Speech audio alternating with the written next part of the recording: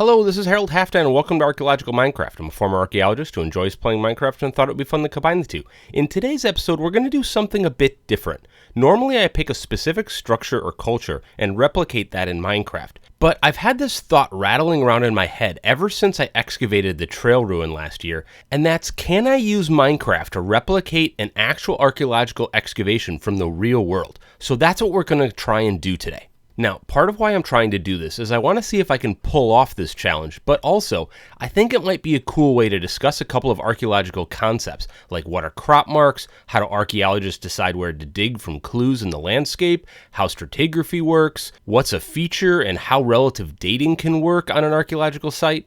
Hopefully at the end of this episode, maybe it will inspire you to try and build your own custom archaeological site on your own Minecraft world, and maybe have your friends try and excavate it. Now, before I jump into the site, I want to throw out this caveat. While I did use a specific site and that site's archaeological excavation report as inspiration for this build, and I will be citing specific details from that site during the excavation in my video here, this isn't a one-to-one replica, and that's particularly true in the vertical angle. Often soil layers, clay, and dirt that make up the stratigraphy of a site are maybe 0.1 or 0.3 meters deep, but the smallest vertical dimension that you really have to work with is a 1 meter block in Minecraft. So in the vertical dimension, the vertical angle, everything's elongated, even if I try and keep things generally accurate on the north to south or east to west axis. Okay, with that caveat out of the way, what site am I taking inspiration from in this build?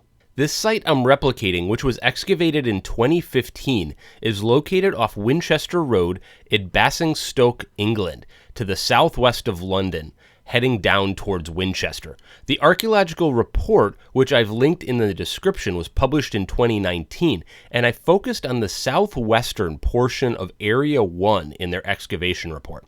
As you can see, I've demarcated the area that will be responsible for excavating with these stakes. So basically these oak posts here. So you can see the area here we're excavating. Now, let's get a bit of a lay of the land, and let's do that by performing two kinds of surveys. So we'll start by doing an aerial survey, and so I'm just going to hover over the site here in Creative. You can maybe pretend I'm in a helicopter or something, and see if we can't find any crop marks, which would give us some clues into what might be uncovered beneath the ground.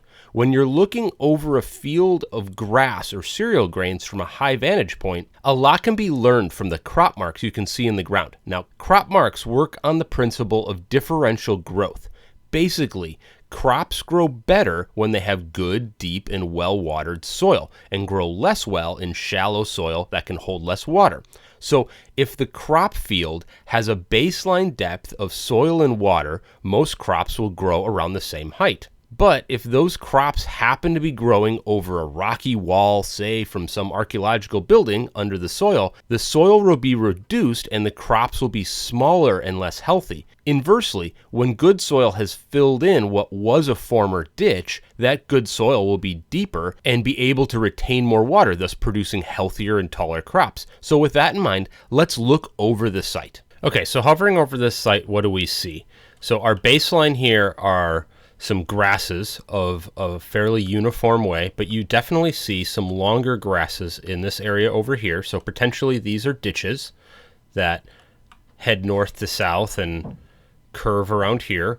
You see a long snaky potential ditch that's moving through there, so be curious to see what's under there. And then a ditch here potentially, or long grasses at least, that run north to south and then make a turn and run east to west. You also see over in this area some parallel lines of potentially it was a path, potentially people have been walking through here and disturbed the grass, or maybe there's some archaeological feature under here that then has made it so the grass doesn't grow as well, thus creating some of these dirt areas, and then flanked on either side with some longer grasses, so potentially a path flanked by ditches on either side.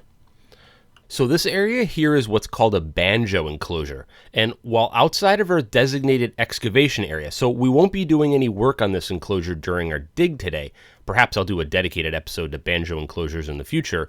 Real briefly, these enclosures are called banjo enclosures because of the distinctive circular shape and antenna that comes out from them, thus making them look like a banjo or frying pan shape. They date to around the middle of the first millennium BC, so let's say around 500 BC, and see their most intensive usage from around 100 BC through till AD 43, or essentially the Roman invasion of the island. Some articles I read said that they're mostly used for housing herd animals, with the antenna being a way to control which animals could enter and leave, so kind of like herd control. But other recent articles have said that most banjo enclosures were settlement sites, many of which contain roundhouses and show industrial activities. So part of why I made a banjo enclosure here, even though we're not going to excavate it, is because it's one of the most distinctive type of crop marks that you can see in the British landscape.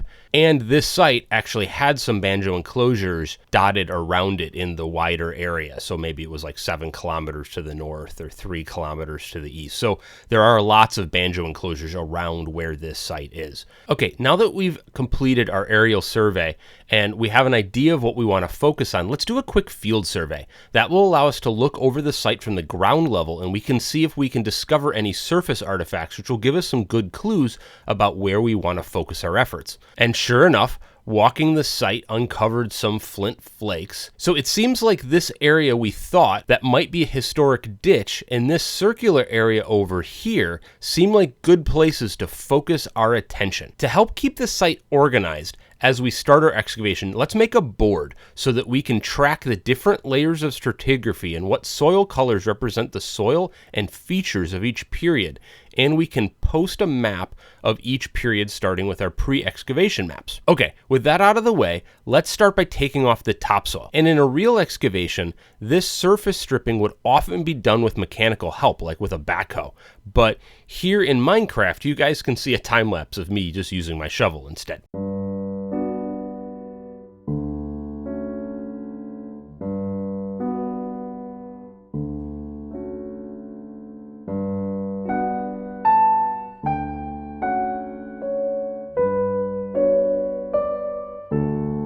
Okay, as you can see from the map here, I removed the topsoil, and yes, I did flip all the maps around, so I updated this one as well. If you recall before, this area over here was at the top, and I flipped it this way so you could read the banners. So let's take a look at this over here. So this is a feature, and I'll explain what a feature is a little bit later, and there were some potsherds in here, which we'll collect in just a moment when I'm talking about features. There's another feature over here, and then this was a Roman road, as I postulated earlier, with ditches running alongside, and I'll excavate this out a little bit more in just a bit to further expose this road. These areas here, these aren't features. I represented this with the brown concrete powder, but what these are, that you see dotted throughout this layer of soil, are tree throw hollows. At some point in history, after all this had been buried and covered over, a forest had come in, a fairly substantial forest had come in, and so what you see is the remnants of that forest. So essentially the roots and the stumps, and then all of that was at one point in history cut down and then covered over with all this topsoil eventually. And so this is the remnants of that old forest. So what's a feature? I've used that term a couple of times. Well, simply put, a feature is a non-portable element of an archaeological site. So for example, think of things like drainage ditches, a trash pit or a cesspit, the backfilled soil from a previously dug hole called a cut. Basically, they're non-portable areas that show an area has been interfered with in the past. Features will be an area where sometimes artifacts could be found within the soil of the feature, and if so, that's often a very helpful way to date when that feature's from. Okay, so you were watching me take down some of this Roman road here, or the dirt around the soil around the Roman road, and you can see that indeed it did expose 2 different parallel ditches next to it. So these are the features of the ditch right here. But as I was removing this other section, you can see I exposed this other feature that was covered over a little bit by the same layer of dirt. The other thing I want to highlight over here as I was removing the potsherds from this feature is when you're digging out a feature, oftentimes what you do is you'll pick a line in that feature and then you'll leave the feature in place, and then you'll remove all of the colored dirt from that feature, so all the feature dirt, and then that'll expose a nice line where you can see exactly where this feature starts and ends. Now, it's a little more complicated here because you can see doing that here, this is a fairly complex ditch. You can see a number of different soils, 3 additional soil types, and potentially these are from an earlier age that this feature cut through. We'll see more as we continue to dig down, but I wanted to highlight this. Okay, so let me continue to dig through here. Okay, so I'm going to start by marking out the areas I want to focus on more here with these redstone lines. And then I'm going to focus on excavating out this feature, which ended up being a cremation burial, and then hop over here and then excavate out this feature, which ended up being an inhumation burial. And then I'm going to start basically bringing down this period's soil and start looking for the features for the subsequent period.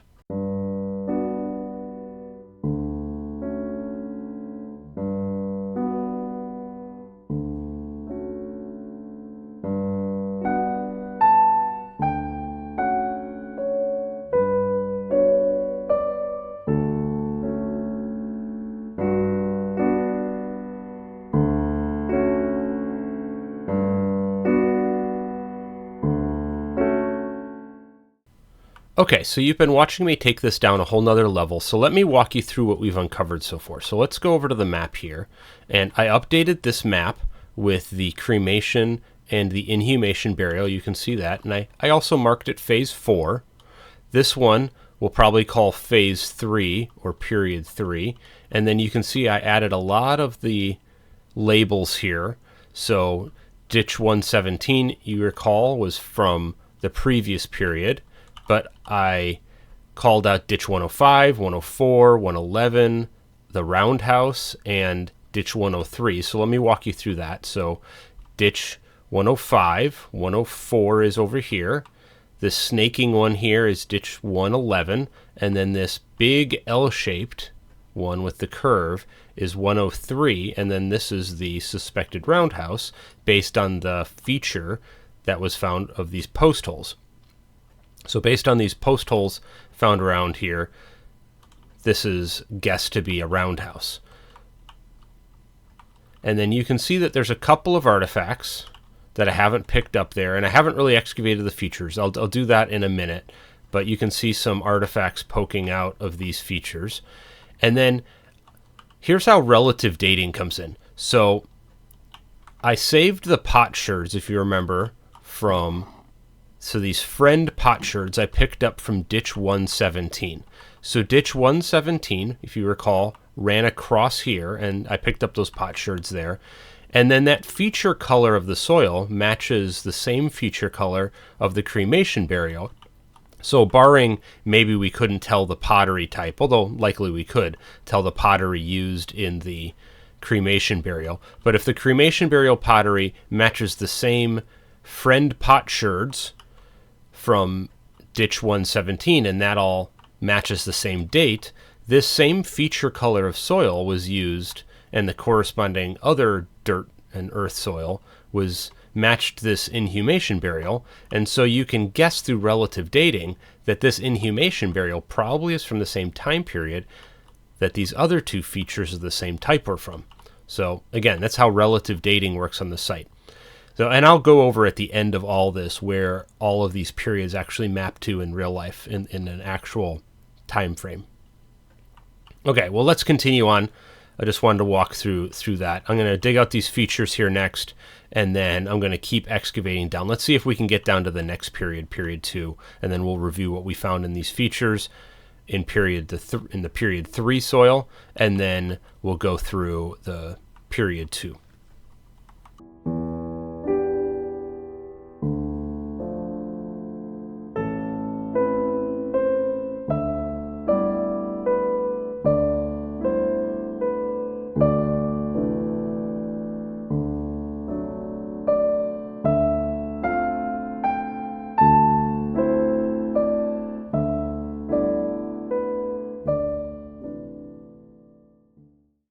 Okay, so we've now gone through and removed a lot of the soil from period 3 to expose period 2. So here's an updated map, and I've left all of the labels from the previous periods and then added a whole bunch of other ones here. So there's these pits here, pit 1088, pit 1104, added roundhouse 1, pit 141 and 142, as well as there's another pit here. Let me fly over and I can show you this, where I dug out a post hole, and I've collected the artifacts from some of these, collected the artifacts from all the features from period 3, and then here we are, exposed the features on period 2 and uncovered these period 3 features. So let me flip over into survival, and then I can collect these here, and then we can add them to the bucket for these 2 features. What's interesting here about the roundhouse in period 2 is there is some deep features, a hearth, and then this feature which had a lot of charcoal in it, so I used these coal blocks to represent that, and then obviously used charcoal, used the coal block and a little stone to represent the hearth, and then it had these. There was a feature here, but I couldn't really, you know, in order to fit all the artifacts in there, I had to just put those in there. And then there was this, this plenty along with the charcoal found in that one. And then there was these posts that were found, which you could do some radiocarbon dating on or potentially dendrochronology. And then the charcoal found here, you could do radiocarbon dating on as well. So these were 2 pit features. This was pit, I believe, 142 and 143, or 141 for 142. And so there were some artifacts here found. So let's grab those. And then grab this feature. And looks like it's one of these and a little bit of bone. Okay, so I grabbed the artifacts out of the features from periods 2 and the remainder of period 3. So let me walk you through the board here, and let me sum up the site for you here. So the earliest period here is period 1, which corresponds to the Mesolithic and Bronze Age, so around 10,000 to around 700 BC. So largest span of time, but not a lot of artifacts, just some flint found in that era. Not a lot of features, not a lot of other things. And you can see that that's represented here by this orange soil. So let me fly over here. And you can see there's a little bit I exposed here, and then at the bottom of these features that I pulled out of period 2. And you can see down here at the bottom, there's this white, I mean, it's quartz in game, but it's actually the underlying geology of the area is chalk. And so I used quartz to represent the chalk. So when you think of chalk geology, think of like the cliffs of Dover, like the white cliffs of Dover. So that's what's underlying all of this. And then there's various different layers of dirt on top of this. So the Bronze Age Mesolithic is represented here in period 1. Moving into period 2, the early ditches can be found, and a lot of the pits can be found. And then this first this first roundhouse dates to the period 2, which corresponds to the mid to late Iron Age. So that's around 400 BC to around AD 25. And so I represented that here by these feature colors. And then the soil was this, what is this, gray terracotta. In the different features that were found here were these plenty pottery sherds, and then some bone, which could be radiocarbon dated, as well as some charcoal layers, which were radiocarbon dated.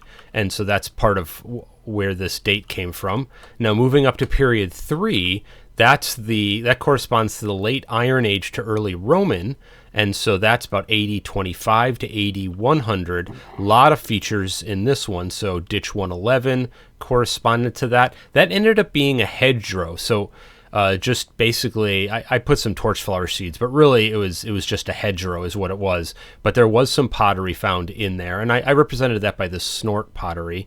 So period period 3 pottery was the snort pottery and this brewer pottery. So you can see ditch 103. So ditch 103 was this L-shaped one here. I guess it's not L on this map here, but this curved shaped one is ditch 103. And then ditch 104 and 105 corresponds to these ditches here.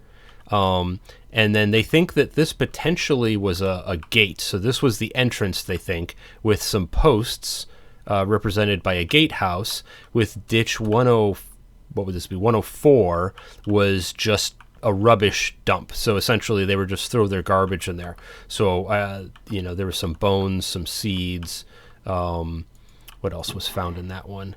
Yeah, some burnt flint, some seeds, and some bone found in there. Ditch 104 actually had a number of interesting things. So it had some pottery in there, had some bone. It had some copper found, some copper artifacts found in that. So remember, just because you're in the Iron Age doesn't mean you're not finding any copper artifacts. Copper was certainly used, bronze was certainly used during the Iron Age. And then there was an iron brooch as well as a bronze brooch found. And so I represented that with these kind of, I mean, obviously these aren't brooches, but you know, you get the idea. And then, yeah, ditch 103 I talked about. And then the other items here, so the different pits, these are on the far side, if you recall, by the, yeah, so pits 1088 and 1104 next to the roundhouse. So those corresponded to period 3. And so there was some brewer pottery and some more brewer pottery and some, and then this is what pit? Oh, 1660 as well. So that's, oh, that was found under the post hole. So 1660 was the post hole. I didn't put that on the map because my map was getting crowded with labels and it was starting to become unclear. And then we move into period 4. So period 4 corresponded to the later Roman era. So that would be AD 100 to around AD 300. That's where this Roman road came in. That was where ditch 117 came in place, and then where the cremation burial and the inhumation burial.